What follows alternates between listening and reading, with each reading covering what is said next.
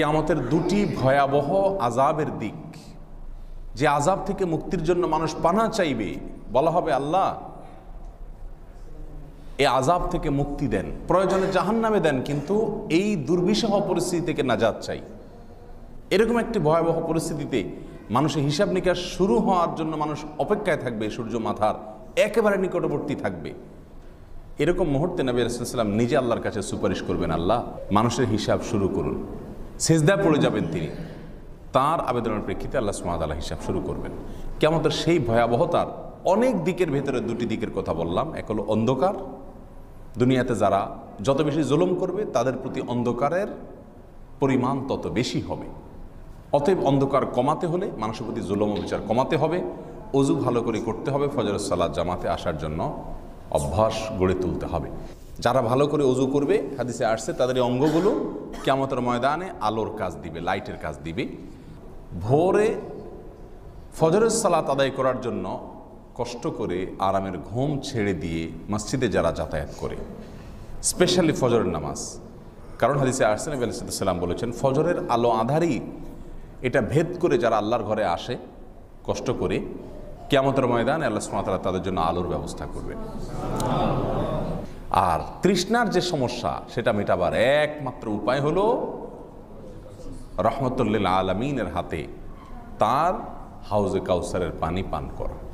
সহিহ মুসলিমে বর্ণিত হয়েছে যে নবী আলাইহিস সালাম বলেছেন, হাউজে কাউসারের পানি হবে আসাদ্দু বায়াদাম মিনাল লাবান, দুধের চাইতে বেশি ধবধবে, এবং আহলা মিনাল আসাল, মধুর চাইতে বেশি সুমিষ্ট হবে।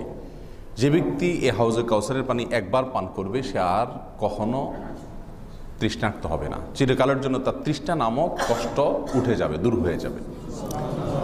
সেই দিন হাউজে কাউসারের পানি পান করা থেকে দুই শ্রেণীর মানুষ মাহরুম থাকবে। কয় শ্রেণীর মানুষ? দুই শ্রেণীর মানুষ বঞ্চিত থাকবে। তাদের ভিতরে এক শ্রেণীর কথা আমরা অনেকেই জানি, যারা বেদাতে লিপ্ত হয়। অপর আরেক শ্রেণীর কথা আমরা খুব কম সংখ্যক মানুষই জানি। আসুন আমরা জেনে নিই কারা সেই হতভাগা মানুষ যারা নবী সাল্লাল্লাহু আলাইহি সাল্লামের হাতে হাউজে কাউসারের পানি পান করা থেকে বঞ্চিত থাকবে, মাহরুম থাকবে। তাদের ভিতরে প্রথম ব্যক্তির কথা বুখারী এবং মুসলিম এক জায়গায় বর্ণনা করেছেন, আরও অন্য হাদিসের কিতাবে বর্ণিত হয়েছে। সাহাল ইবনে সাদ রাদিয়াল্লাহু তাআলা আনহু বর্ণনা করেছেন যে নবী আলাইহিস সালাম ইরশাদ করেছেন, আনা ফারাতুকুম আলাল হাউদ ফামান ওয়ারাদাহু শারিবা মিনহু ওয়া মান শারিবা মিনহু লা ইয়াদমা আবাদা। কিয়ামতের দিন নবী আলাইহিস সালামের কাছে যে হাউজ থাকবে, যে সে হাউজের কাছে আসবে সে পান করবে। এক বর্ণনায় আসছে আকাশের যে তারকারাজি আছে মুসলিমের বর্ণনায়, এই তারকারাজি সমপরিমাণ আপনার এটা পান করার পাত্র থাকবে, সেখানে প্রচুর পরিমাণ পাত্র থাকবে, এটা বোঝানোর উদ্দেশ্য। তো সেখান থেকে যে পান করবে লা ইয়াজমা আবাদা, সে কখনো আর তৃষ্ণার্ত হবে না। তবে এদের মধ্য থেকে কিছু লোক আসবে, লা ইয়ারিদান্না আকওয়ামুন আরিফুহুম ওয়া হুম ইয়ারিফুনানি, কিছু লোক এই হাউজে কাউসারে আসবে। নবী সাল্লাল্লাহু আলাইহি সাল্লাম বলেন, আমি তাদেরকে দেখে চিনব যে এরা আমার উম্মত। কারণ বিশ্বনবীর উম্মত যারা হবেন, রাহমাতুল আলামিনের উম্মত যারা হবেন, তাদেরকে দেখে চিনা যাবে। আমি দেখে তাদেরকে চিনব যে তারা আমার উম্মত, আর তারাও আমাকে দেখে চিনবে যে হ্যাঁ আমি তাদের নবী। সবই ঠিক আছে। এরপরে আমি তাদেরকে পানি পান করাতে প্রস্তুত হব। এমত অবস্থা সুম্মা ইউহালু বাইনি ওয়া বাইনাহুম, এরকম ব্যক্তি আর আমার মাঝে আল্লাহর পক্ষ থেকে আড়াল সৃষ্টি হয়ে যাবে। আপনি চিন্তা করুন, ভয়াবহ তৃষ্ণার্ত অবস্থা, যেখানে আর কোনো পানির ব্যবস্থা নাই, একমাত্র পানি হাউজে কাউসারের পানি, যা ক্ষুধা তৃষ্ণা সব কিছু নিবারণ করে দিয়ে আপনার কষ্ট লাঘব করে দিবে। আপনি পান করতে যাচ্ছেন, ওই সময় বাধা এসে গেল, কেমন লাগবে সেই দৃশ্য, কত কঠিন হবে সে পরিস্থিতি।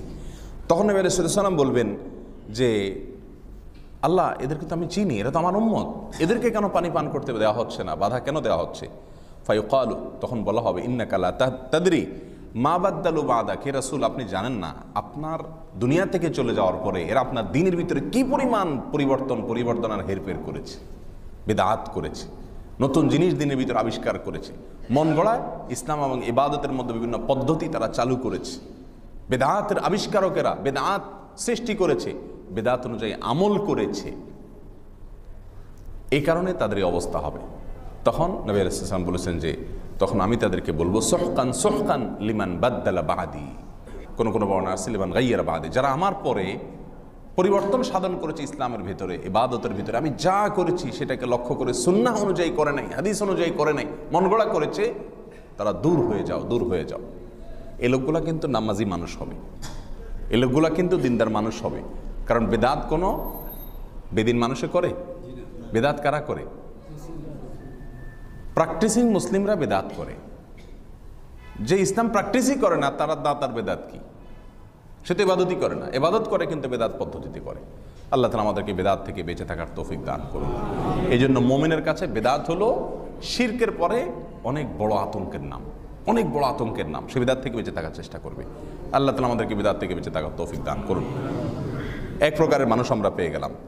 দ্বিতীয় প্রকারের মানুষ হলেন যারা শাসকদের মোসাহেবি করে, তোষামদি করে, যাদের পাওয়ার আছে, ক্ষমতা আছে, এদের ওয়েলিং করে, তেলায়ন করে, এদেরকে জিহুজুর জিহুজুর করে, এদের অন্যায়গুলোকে অন্যায় বলে স্বীকার করে না, তাদের দলের অনুসারী অথবা তাদের ভক্ত অনুরক্ত বলে তাদের অন্যায়গুলোর পক্ষেও সাফাই গায়, সেগুলোকেও ধামাচাপা দেওয়ার চেষ্টা করে। আছে না এরকম মানুষ? সব সময়, সব যুগে, পৃথিবীর সব দেশে, সব ভূখণ্ডেই এরকম মুসাহিব এবং তোষামতকারী কম বেশ থাকে। অন্যায়কে অন্যায় বলে না, বিভিন্ন দুর্বলতার কারণে অন্যায়কে ধামাচাপা দেওয়ার চেষ্টা করে। এদেরকেও নবী সাল্লাল্লাহু আলাইহি ওয়াসাল্লাম একই সাবধান বাণী করেছেন, এরাও হাউজে কাউসারে আসতে পারবে না, আসতেই পারবে না। এবং এ বিষয়ে সহিহ ইবনে হিব্বানে এবং মাওয়ারিদুত মাআনি এবং মুসনাদে আহমদে আর বিভিন্ন হাদিসি কিতাবে বিশুদ্ধ সূত্রে বর্ণিত হয়েছে। নবী সাল্লাল্লাহু আলাইহি ওয়াসাল্লাম বলেছেন, ইন্নাহু ইয়াকুনু বা'দি উমারা, নিশ্চয় আমার পরে অনেক শাসক পৃথিবীতে আসবে।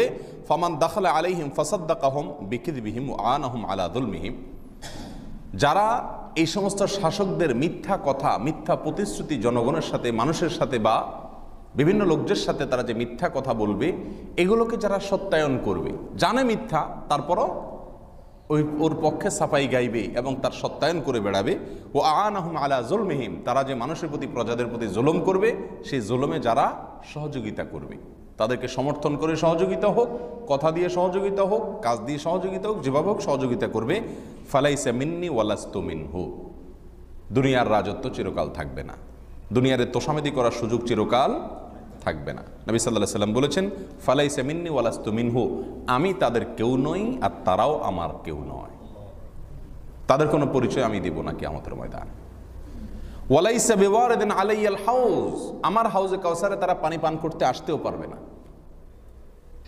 আর ওয়ামাল্লাম ইউসাদ্দিকুম বিকিযবিহিম, যারা শাসকদের, শাসক বলতে রাষ্ট্রের শাসক হওয়া কোনো জরুরি না, স্থানীয় শাসক হতে পারে, অঞ্চলভিত্তিক শাসক হতে পারে, প্রভাবশালী ব্যক্তি হতে পারে, যাই হোক, এদের মিথ্যাচারিতায় যারা বিশ্বাস করে না, তাদের মিথ্যাকে মানুষকে বিশ্বাস করানোর অপচেষ্টা করে না, ওয়ালাম ইউইনহুম আলা যুলমিহিম, তাদের অত্যাচার অবিচার করার কাজে তাদেরকে সহযোগিতা করে না, ফাহুয়া মিন্নি ওয়া আনা মিনহু, এই ব্যক্তি আমার উম্মত আর আমি তার নবী। নবী সাল্লাল্লাহু আলাইহি ওয়াসাল্লামের ভাষ্য। ওয়া হুয়া ওয়ারিদুন আলাইয়াল হাউজ, আর সে আমার কাছে হাউজে কাউসারে পানি পান করার জন্য আসবে। প্রিয় ভাইরা আমার, অতএব জালেমের কখনো তো সমাৎকারী হবেন না, জালেমের পক্ষাবলম্বনকারী কখনো হবেন না। সে আপনার যত প্রিয় মানুষ হোক, যত কাছের মানুষ হোক, সবসময় ন্যায়ের পক্ষে থাকবেন। ন্যায় যদি আপনার প্রিয় মানুষের বিরুদ্ধেও থাকে, সেখানে থাকবেন, কখনো অন্যায়ের পক্ষে থাকবেন না। আল্লাহ আমাদের সবাইকে তৌফিক দান করুন। বিদআত থেকে এবং অন্যায়কারীর সমর্থন করা থেকে, তার পক্ষ অবলম্বন করা থেকে আল্লাহ তাআলা আমাদের সবাইকে বেঁচে থাকার তৌফিক দান করুন। কিয়ামতের ভয়াবহতম দিনে, চরম মুহূর্তে হাউজে কাউসারের পানি পান করার তৌফিক আমাদেরকে দান করুন।